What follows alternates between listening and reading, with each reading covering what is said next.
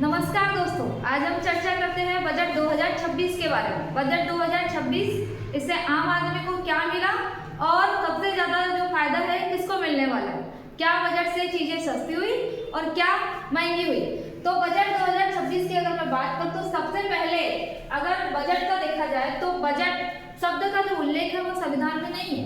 संविधान में अनुच्छेद 112 के तहत इसे वार्षिक वित्तीय विवरण कहा जाता है। वार्षिक वित्तीय विवरण मतलब कि सरकार के द्वारा एक साल में कितना आय प्राप्त करना है और कितना व्यय करना है। ठीक है, तो सरकार के द्वारा कितना आय प्राप्त करना है, व्यय करना है, तो सरकार एक साल में देखती है कि मुझे कितना आय प्राप्त होगा और कितना खर्च होगा। उसका टाइम पीरियड होता है 1 अप्रैल से 31 मार्च। लेकिन हमारे यहाँ पे अभी जो बजट है वो रविवार के दिन मतलब 1 फरवरी 2026 को प्रस्तुत किया गया, पेश किया गया। कहाँ? संसद में, लोकसभा में। किसके द्वारा? वित्त मंत्री निर्मला सीतारमण जी के द्वारा।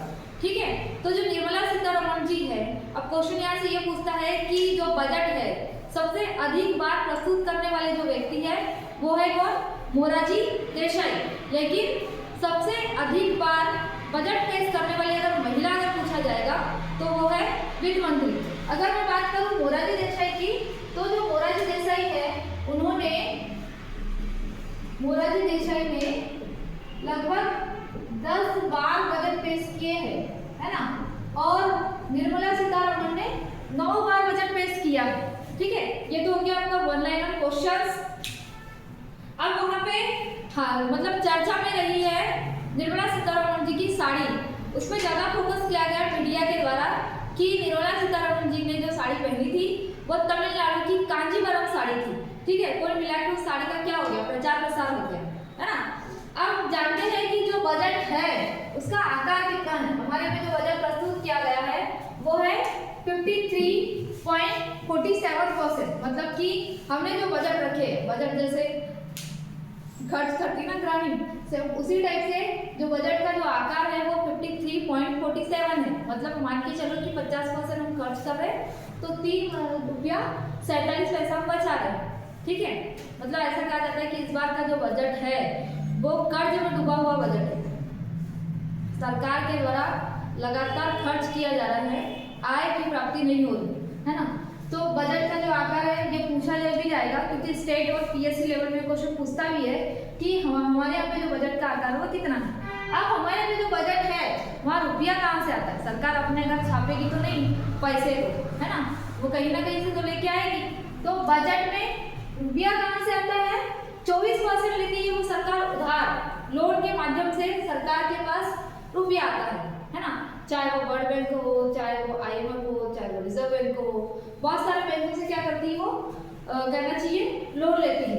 21% इनकम टैक्स से, ठीक है, 18% कॉर्पोरेटिव निगम टैक्स से और 15% GST और अदर टैक्स से जो है वो अपने इस बजट में आय प्राप्त करते हैं।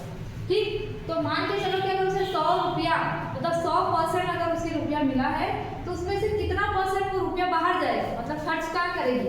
तो 22% भाई जिससे लेगी, राज्य सरकार से तो लेती है GST के रूप में, तो 22% किसको देगी? राज्य सरकार और केंद्र शासित प्रदेश को। 20% किसको देगी? वो कहना चाहिए आपका ब्याज।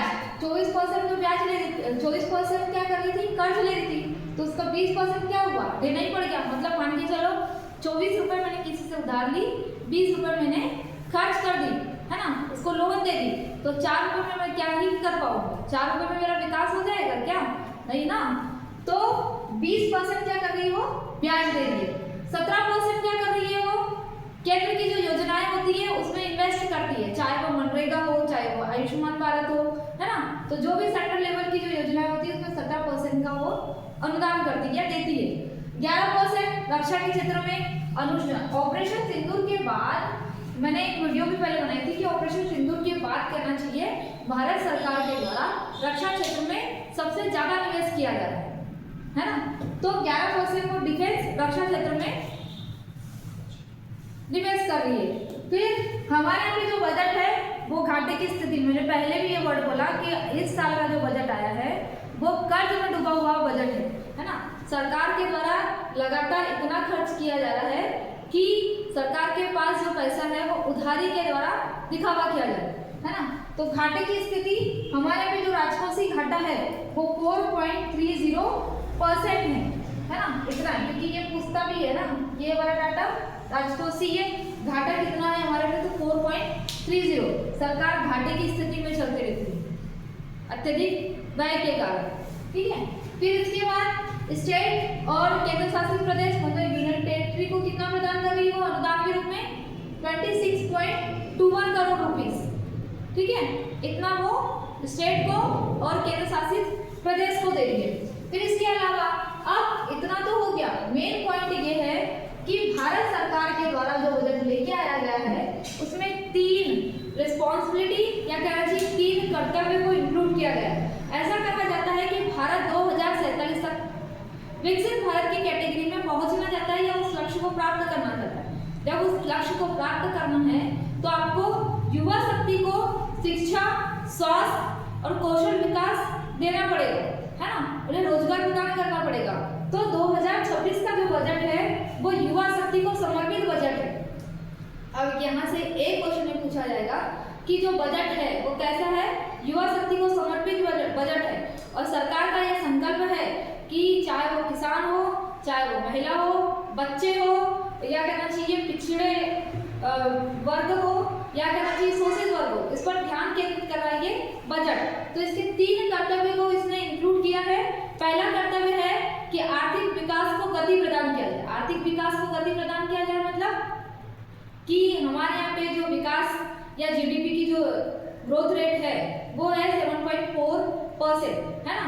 तो ऐसा कहा जाता है कि अमेरिका द्वारा अगर 50% टैरिफ या 75% टैरिफ लगाया जाए या 100% टैरिफ लगाया जाए, या किसी देश के साथ व्यापार में घाटे की भी स्थिति हो, है ना, या उसके साथ व्यापार ना हो रहा हो, तब भी जो है भारत की आर्थिक विकास दर लगातार बढ़े। वैश्विक अगर भू राजनीतिक स्तर पर अगर देखा जाए तो अगर मुद्रास्फीति या कहना चाहिए कि वैश्विक आर्थिक संकट में अगर उत्पन्न होगा तो भारत की जो आर्थिक विकास दर है उसमें गति हो, और गति कैसी हो, धारणी हो। धारणी का मतलब कि जब हम गति करें तो पर्यावरण संरक्षण को भी ध्यान दें, आने वाली पीढ़ी के लिए भी जो है इस पर्यावरण को बनाए रखना है। ऐसा नहीं कि हम लगातार खनन ही करते जा रहे हैं और अरावली को नहीं बचा रहे, है ना। दूसरा है हमारे लोगों की आकांक्षा को पूरा करें। हमारे लोगों की आकांक्षा, क्योंकि सरकार जो है वो जन केंद्रित है, मतलब जनता के द्वारा चुना गया है।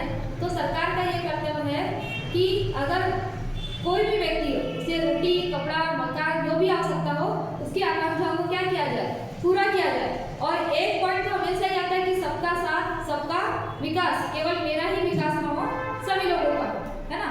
फिर दूसरा इसके बाद वाला पॉइंट है वृद्धि और विकास स्तंभ। ये वाला क्वेश्चन भी इंपॉर्टेंट है कि इसमें कितने स्तंभ रखे गए हैं, तो टोटल 6 स्तंभ रखे गए, है ना। पीएससी लेवल का क्वेश्चन है कि ये कितने स्तंभ रखे गए हैं, तो इसमें 6 स्तंभ रखे गए हैं, जिसमें पहला स्तंभ है आर्थिक वृद्धि बनाए रखना। मैंने अभी बोला कि 3 कर्तव्य में आर्थिक विकास को गति प्रदान करना, तो वही वाला आ गया कि आर्थिक वृद्धि को बनाए रखना, है ना। नीचे नहीं जाना चाहिए। हमारी जो ग्रोथ रेट है जीडीपी का 7.4% के हिसाब से हमारी आर्थिक वृद्धि दर बढ़ रही है, नीचे नहीं जाना चाहिए, मतलब 5, 6 ये बढ़ते हुए जो है 8, 10 स्तंभ बढ़ना चाहिए। फिर दूसरा है विकास की बुनियाद को मजबूत करना। जब हम विकास कर ही रहे हैं तो प्रॉपर तरीके से करें, है ना। तीसरा है जन केंद्रित स्तंभ में कि हम जो विकास करें वो जन कल्याण के हिसाब से हो, जनता को ध्यान में रखकर हम विकास करें। चौथा है विश्वास आधारित शासन व्यवस्था। लोगों का शासन पर क्या हो, विश्वास बना रहे, तभी तो सरकार चल पाएगी, नहीं तो सरकार आएगी और चले जाएगी, ठीक है।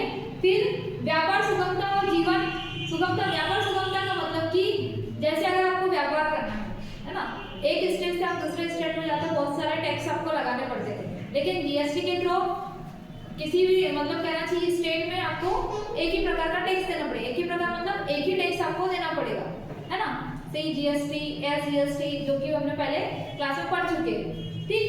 फिर इसमें बोला गया राजकोषीय मामले। राजकोषीय मामले का मतलब होता है कि आय व्यय और उसमें कितना जो है उधार को निकाल दिया जाता है। तो इसके 6 स्तंभ हुई, इसको थोड़ा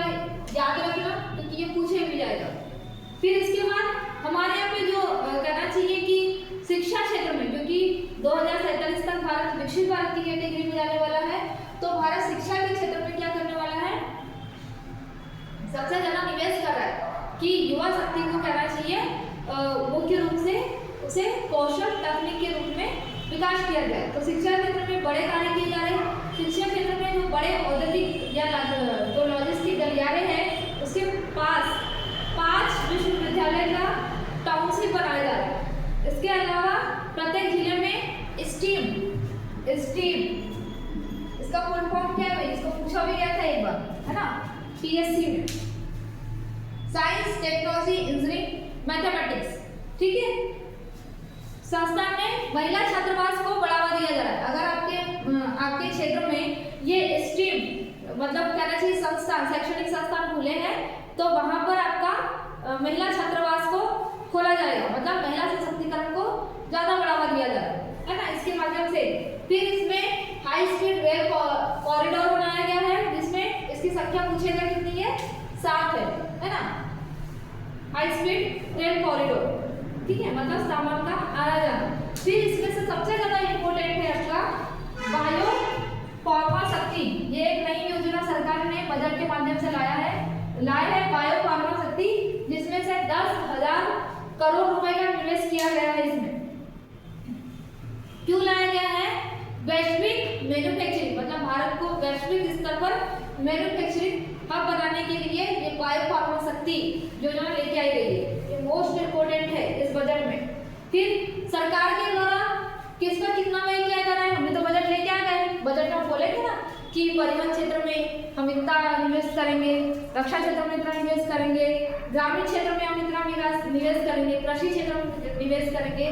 तो सरकार के द्वारा प्रमुख क्षेत्र में निवेश किया जाता है। परिवहन में 5,98,520 करोड़ रुपए का जो है निवेश किया जा रहा है। रक्षा क्षेत्र में 5,94,585 करोड़ का निवेश किया जा रहा है। इसी प्रकार से कृषि क्षेत्र में, गृह क्षेत्र में, ग्रामीण क्षेत्र में, सभी क्षेत्र में जो है लगातार निवेश किए जा रहे हैं। तो बजट से हमें ये पता चला कि जो बजट है, भारत का जो बजट है वर्तमान में जो पेश किया गया है, वो घाटे की स्थिति में है। सरकार जो है कर्ज में डूबी हुई है। सरकार अनाप कर्ज तो कर रही है, लेकिन उतना इनकम प्राप्त नहीं हो पा रहा है। हमें बजट पे क्यों ध्यान देना चाहिए कि मतलब पढ़ने के हिसाब से तो ठीक है कि बजट कम में ये क्वेश्चन रट लिया तो आ गया, लेकिन बजट हमारे लिए इतना भी महत्व है, लोग इसे इतना देखते हैं कि इसमें क्या चीज सस्ती होती है और क्या चीज महंगी होती है ना। एलपीजी और कहना चाहिए सीएनजी जो गैसें है, वो बजट में ये मतलब ऐसा लगा रहा था कि बजट के माध्यम से उनका रेट कम होगा, लेकिन रेट कम नहीं हुआ है। तो एक आम आदमी ना ये बजट को बहुत लगातार देखते रहता है कि बजट के द्वारा मुझे क्या फायदा होगा, ठीक है। तो मुझे कमेंट बॉक्स में ये बताना कि बजट में क्या क्या चीजें सस्ती हुई है और क्या चीजें महंगी हुई है, ठीक है। और आप जो है मेरे चैनल को सब्सक्राइब कर देना। आपका एक योगदान 2 मिनट का वो मेरे लिए बहुत बड़ा है, ठीक है। Thank you.